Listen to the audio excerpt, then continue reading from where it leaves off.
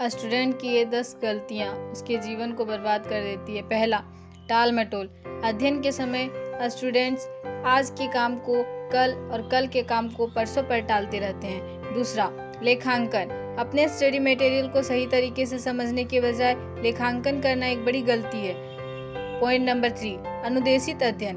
पढ़ाई के लिए सही योजना बनाना न बनाना एक और महत्वपूर्ण गलती है। चौथा, लापरवाही। लापरवाही से पढ़ाई के समय में महत्वपूर्ण बिंदुओं का ध्यान न देना, यह एक और गलती है। पांचवा, प्रोडक्टिविटी नहीं होना। लंबे समय तक पढ़ने के बावजूद प्रोडक्टिव नहीं होना और भी एक महत्वपूर्ण गलती है। पॉइंट नंबर 6, प्रश्नोत्तरी अनदेखी। विद्यार्थियों को प्रश्नोत्तरी के प्रश्नों की पूरी तरह से अनदेखी करना एक गलती होती है। पॉइंट नंबर 7, ध्यान भ्रमण। अध्ययन भ्रमण से विद्यार्थियों को पढ़ाई करने की क्षमता में कमी हो सकती है। 8वां, सोशल मीडिया व्यसन। अत्यधिक सोशल मीडिया उपयोग से पढ़ाई के समय का व्यय एक और गलती होती है। 9, स्वास्थ्य अनदेखी। स्वास्थ्य को अनदेखा करना और बिना विश्राम के अत्यधिक पढ़ाई करना भी एक और महत्वपूर्ण गलती है। 10वां, मनोबल की कमी। मनोबल की कमी के कारण विद्यार्थियों को पढ़ाई में आत्मविश्वास की कमी हो सकती है। इसे सुधारने के विद्यार्थी निम्नलिखित प्रयास कर सकते हैं। पहला, योजना बनाएं। पढ़ाई के समय की अच्छी योजना बनाना और अपने लक्ष्यों को प्राप्त करने के लिए उसे पालन करना।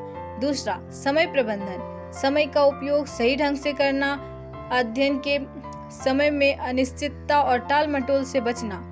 तीसरा, अध्ययन के लिए अधिकारियों का सहारा लें। अध्यापकों और मार्गदर्शकों की सलाह और मार्गदर्शन का सहारा लें। चौथा, स्वास्थ्य पर ध्यान दें। स्वस्थ रहने के लिए उचित आहार, नियमित व्यायाम और पर्याप्त आराम का पालन करें।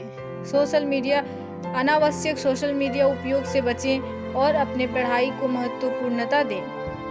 छठा, सकारात्मक मनोबल। सकारात्मक सोच को बढ़ावा दें, अपने आत्मविश्वास को मजबूत करें और हार नहीं मानें।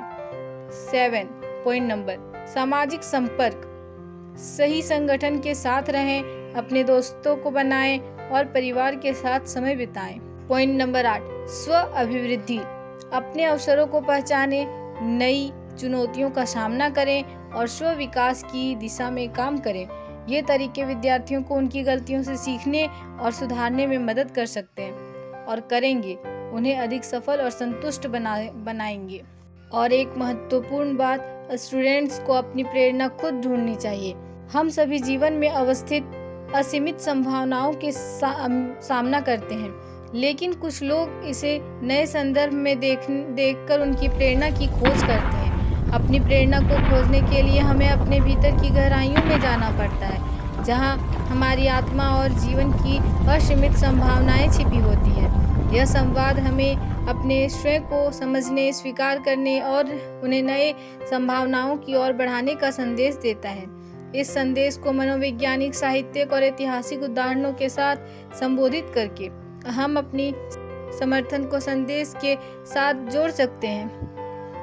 इस प्रकार हम सभी अपनी प्रेरणा की खोज एक नई प्रेरणा पा सकते हैं और अपने जीवन को एक नई दिशा में ले जा सकते हैं।